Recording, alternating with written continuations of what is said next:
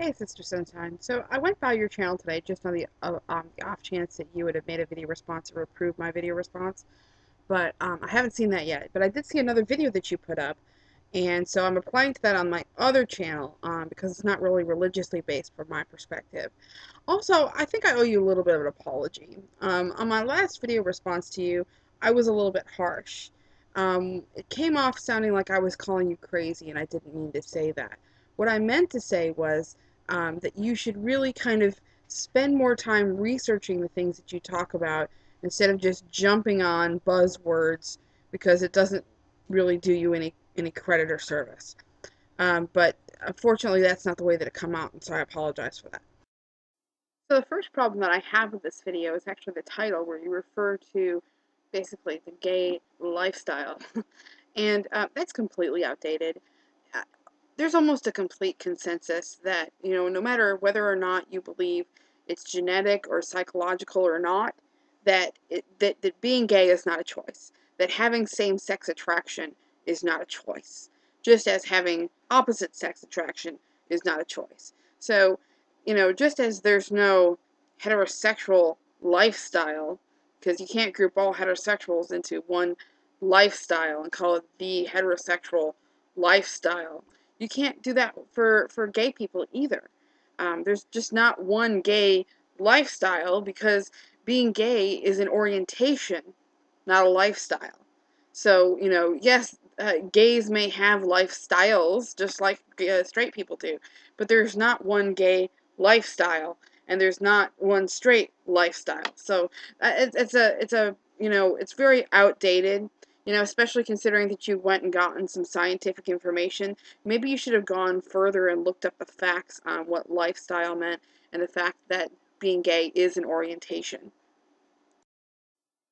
Now, before I even start to watch some of the so-called scientific data that you have on the impact of homosexual sex, because I guess that's what you're really trying to refer to when you refer to a lifestyle, but the impact of homosexual sex on the human body.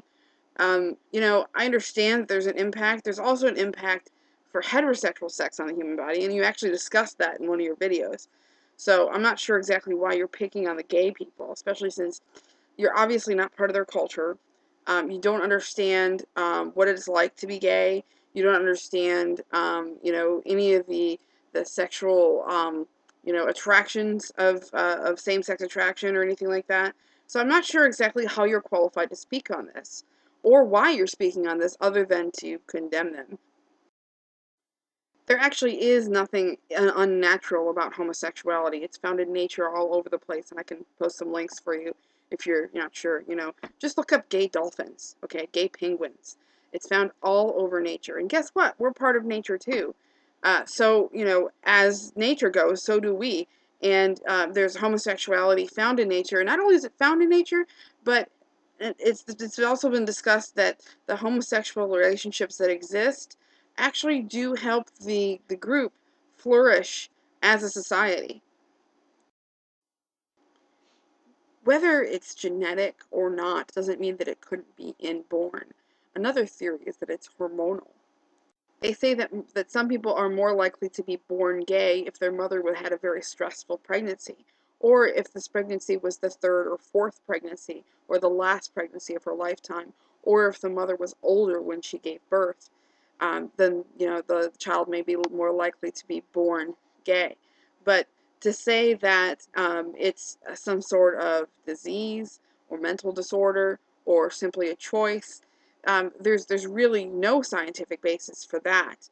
Although there is a lot of scientific basis for the fact that um, people are born that way and that it is not a choice. Further evidence from that is the fact that, if you talk to gay people, they will tell you that from an early age, they realized they had same-sex attraction. Sometimes before someone had even described to them what sex was or what attraction was. If they look back at their lifetimes, they'll realize that they had that attraction and they knew about that attraction from a very early age. I've had people tell me that they were, 3, 4, 5, 6 years old and were already experiencing same-sex attraction. And I'm one of those people. In fact, I had same-sex attraction very early in my lifetime, and I felt guilty about it. I felt horrible about it. I thought that I could pray it away. I thought that I could immerse myself in my religion and get rid of it, and that never happened. It just got stronger and stronger and stronger. And, I realized that as I was maturing and becoming more of a sexual being, I was having more of these sexual attractions towards the same sex because that was part of my orientation. I am a bisexual. One could argue that, there's no proof that our bodies weren't designed to do this just because it causes harm. I mean, there's a lot of things, giving birth causes harm. I can tell you because my health has deteriorated since the birth of my child. Yet that's what the body was designed to do, wasn't it? Furthermore, it seems like our bodies were designed to receive pleasure from the acts of homosexual sex. For example, when two men have sex, there's usually an orgasm involved, and same with women. So our bodies were designed to orgasm from that type of sex, and therefore we're designed to have pleasure from that type of activity, just like we were supposed to have, we would have pleasure from heterosexual sex. Now, granted, our bodies don't, you can't get pregnant from homosexual sex, but then, there's half the people in the world don't get pregnant from heterosexual sex either, so why is that even a problem? One thing I notice as well is that your video seems to almost completely focus on homosexual males, while, for the most part, ignoring homosexual females. Is it that there's not the same level of evidence to support your theory for homosexual females? And if so, what does that say about the rest of your argument about, it being unnatural and so forth and so on, if it only works on half the community? So you bring some statistics to the table about homosexuality. And of course, what you're trying to do is imply that it happens because of homosexual sex. But there's some other factors here that we haven't talked about. And that's a social factor. Now, in this country, there is still a stigma about having same-sex attraction. And people who live openly with their same-sex attraction, it's harder for them to get work, to live stably. Of course, in most states, they're not allowed to marry. So, of course, they're less likely to have things like health insurance, too. So when you come across those issues, you realize that things like early prevention for someone who doesn't have health insurance are pretty much a non-starter.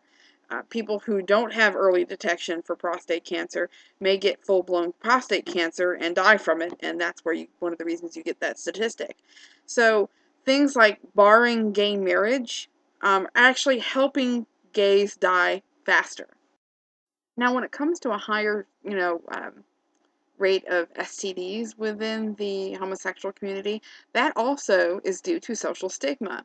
You see, because when you oppress a community and make them not care about themselves, make them think of as less than instead of as an actual, valid part of this country, of your family, so forth and so on, then they're less likely to take care of themselves, and that's a fact. So, if you want people to practice safe sex, stop demonizing homosexuality. Also, when it comes to HIV virus infection, you'll notice that the largest growing community of people that contract HIV are actually heterosexuals, not homosexuals. Now, you also post the average life expectancy for a gay man, and once again, you use the homosexual lifestyle, when really what you mean is a gay man who has sex with his partner, or even multiple partners. But either way, um, what you're not realizing is all the social factors that factor into that. Number one, the lack of health insurance, the lack of stable living. Number two, people who get married are more likely to live longer lives. Did you know that? Number three, the social stigma of this country, of people like yourself, demonizing homosexuality. A gay man is more likely to get kicked out of his house, suffer from issues like depression. I've had a couple friends, one in particular who committed suicide. And so, the whole idea that this is due to the homosexual lifestyle is not really completely true. It's actually due to the people who demonize the homosexual community instead of, actually from the sex that they have. You're trying to throw up all these statistics without really giving the full picture. It's a known fact that children who grow up in a household where their parents don't love and care for them are more likely to be promiscuous, gay or straight. Well, guess what? Most parents, especially 10, 20 years ago, so we're talking about the people who are suffering with this now. Most parents are not approving of their gay kids. So, of course, they're going to have a higher rate of promiscuity, a higher rate of suicide, higher rate of depression, mental illness, and so forth and so on, because it's this society that doesn't take care of their homosexual children. We kick them out of the house. We tell them that they're not good, that they're being evil, that they need to just pray it away, that they're being dirty. We torture them, and I can list article after article after article of this happening. So really, one of the problems, and I can say this again and again and again, it's societal. It's not really the homosexual quote unquote lifestyle as you speak. It's our society. And, really, people who vote the wrong way, vote Republican and vote conservative ticket, that vote against gay marriage and vote against equality and vote against health care and things like that, you're voting a death sentence on gay people because, it's a proven fact that if you get married, you live longer. And so if you bar someone from getting married, you're sentencing them to a shorter life. I can bring up one statistic that actually helps prove my point, which is that smoking rates are higher within the gay and lesbian community. And I'll tell you exactly why that is. You can look up statistic after statistic, and I will give you a link to this. Kids are more likely to pick up smoking if they don't have a good communications, they don't have a good communication basis with their parents, and that's a proven fact. So if you already can't talk to your parents because they hate you because you're gay, of course you're going to pick up other habits that they're also considered to be taboo and rebellious, like smoking. And also drug use too is also higher in the gay and lesbian community, and it's for the same reason, because they're already engaging in what society has told them is a taboo behavior. So why not one more? In addition, people who get married are less likely to smoke and drink heavily.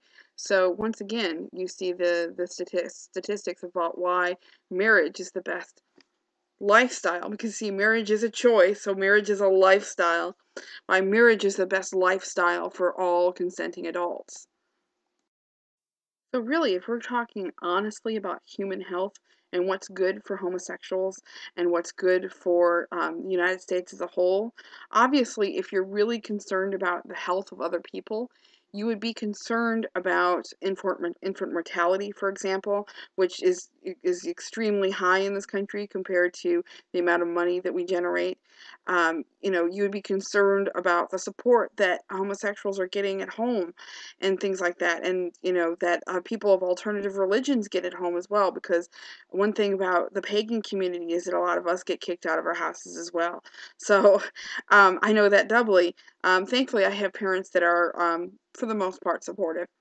But anyway, if you really care about the health of other people, you will support universal health care. If you really care about the gay community being as healthy as they can be, you will support gay marriage and rights for gay people.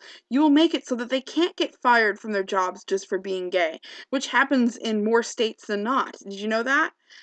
So if you really care about gay people, you will look at those other social factors that you said are complete or just mentioned in the study. You just mentioned all the health factors and the physical factors, but you completely breeze by all these social factors, which are extremely relevant. And it's very disingenuous.